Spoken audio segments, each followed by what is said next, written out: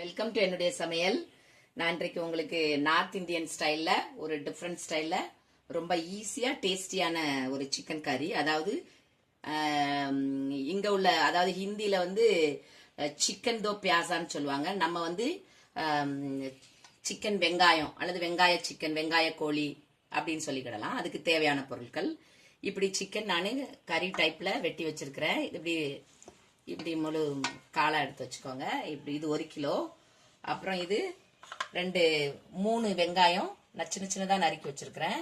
இப்படி நான் ஷெல்ஸ் எடுத்து வச்சிருக்கிறேன். இதுதான் இதனுடைய ஸ்பெஷல், முக்கியம்.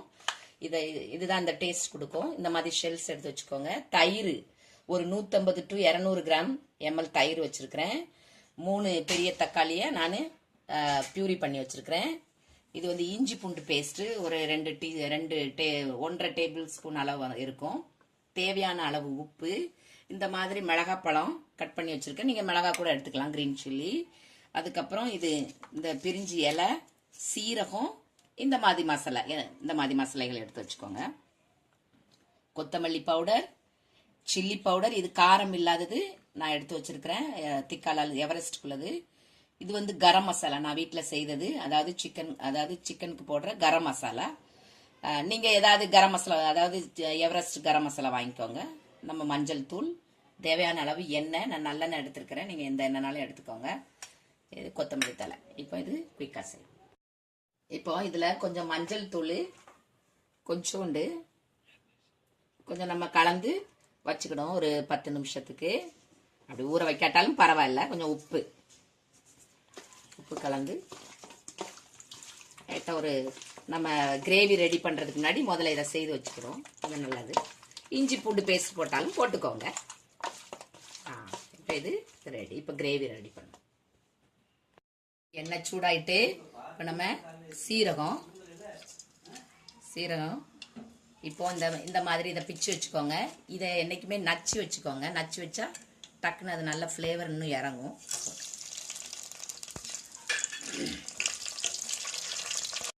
இந்த ஸ்டேஜில் நல்லா ஹாட்டாக இருக்கணும் எண்ணெய். வெங்காயம் வந்து நல்லா ப்ரௌன் ஆகணும், நல்லா கேரமல் டேஸ்ட் அதில் வரணும். அதுதான் இதனுடைய ஸ்பெஷல்.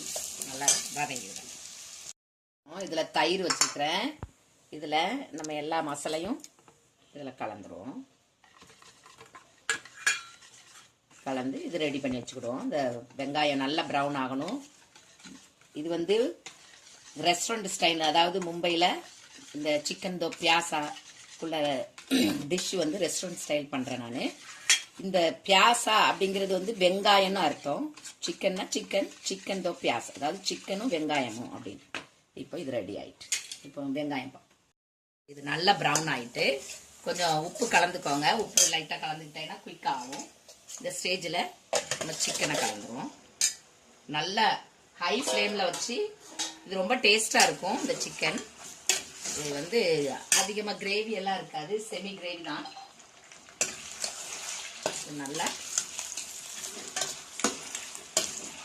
நல்லா ஹை ஃப்ளேமில் உங்களுக்கு அது வந்து வதங்கணும் அந்த வெங்காயத்தோட.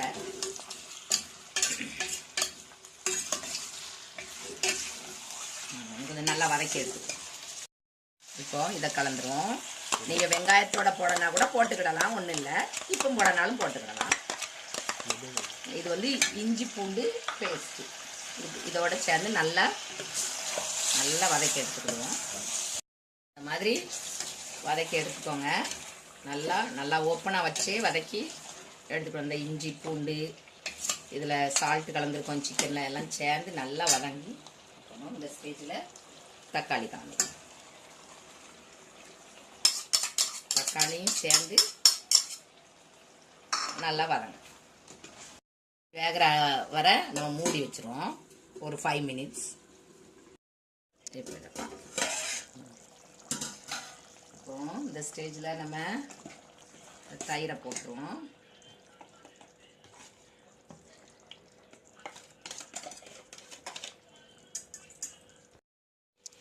இப்போ இந்த மசாலையோட இதில் தண்ணியெல்லாம் நம்ம சேர்க்க போகிறது கிடையாது. வேணும் அப்படின்னா உங்களுக்கு, ஆனால் இதுக்கு தண்ணி சேர்க்கக்கூடாது.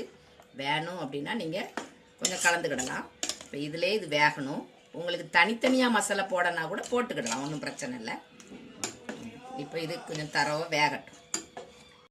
சரி, நல்லா மிக்ஸ் பண்ணி எடுத்துக்கோங்க. இது ஒரு 5 to 10 minutes அமைதியாக வேகட்டும்.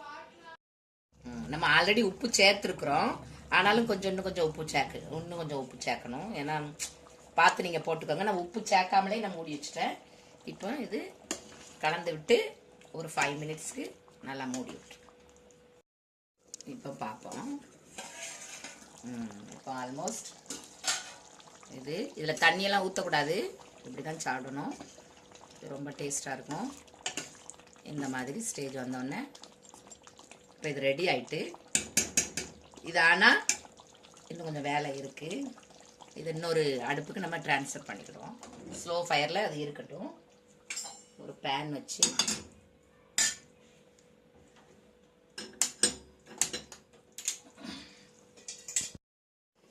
இப்போ ஸ்டேஜில் இதில் கொஞ்சோண்டு ஆயில் போட்டுக்கோங்க, எண்ணெய். இப்போ என்னோட இது ஸ்லோ ஃபயரில் இருந்துகிட்டு இருக்கு சிக்கன். இது கொஞ்சம் நல்லா நல்லா நல்லா ஹாட் ஆகிக்கிடட்டும் பேன். இப்போ இந்த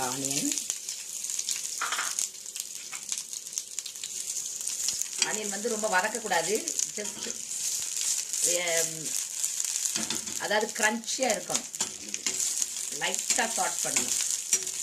இந்த நல்லா ஹாட் பேனில் லைட்டாக ஷார்ட் பண்ணி எடுக்கணும். ரொம்ப இதில் இந்த ஸ்டேஜில் இதை போட்டுருணும்.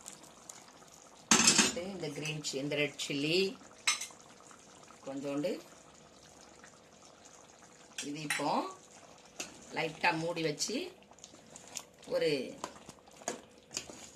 10-15 செகண்டுக்கு மூடி வைக்க.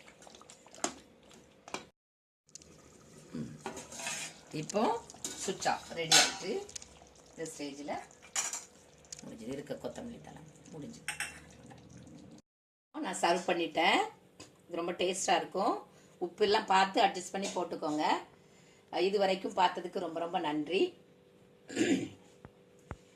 ப்ளீஸ் சப்ஸ்கிரைப் பண்ணுங்கள். தேங்க்யூ.